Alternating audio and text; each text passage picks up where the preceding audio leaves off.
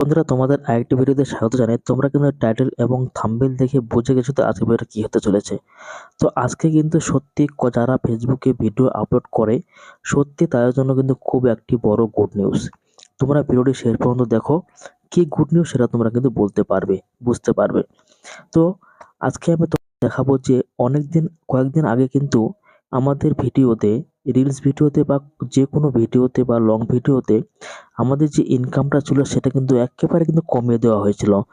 আজকে থেকে আমার একটি ভিডিওতে এত পরিমাণে ইনকাম দিচ্ছে, সত্যি আজকে থেকে মনে হচ্ছে ফেসবুক অবশ্যই যে আগের তুলনায় আরও বেশি ইনকাম কিন্তু বাড়িয়ে দিয়েছে রিলস ভিডিওতে।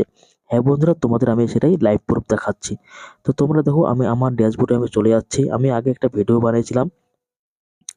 ওই ভিডিওতে বলেছিলাম যে আমার 1 মিলিয়ন ভিউজতে আমাকে শুধুমাত্র 38 সেন্ট দেওয়া হয়েছিল।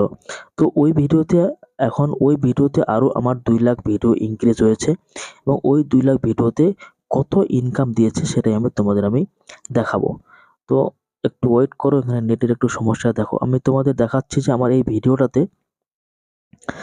এই ভিডিওটাতে প্রায় 2 লাখ 2,07,000 মানে 27,000 ভিউজ হয়েছে, 27 লাখ ভিউজ হয়েছে।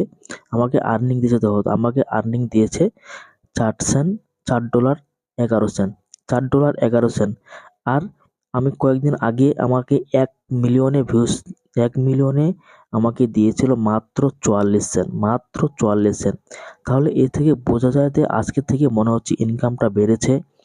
তো যারা নতুন অবস্থায় কাজ করছো তারা অবশ্যই লেগে থেকো। অবশ্যই ফেসবুক জানে যে কষ্ট করে ভিডিও বানালে অবশ্যই ইনকাম এর প্রয়োজন।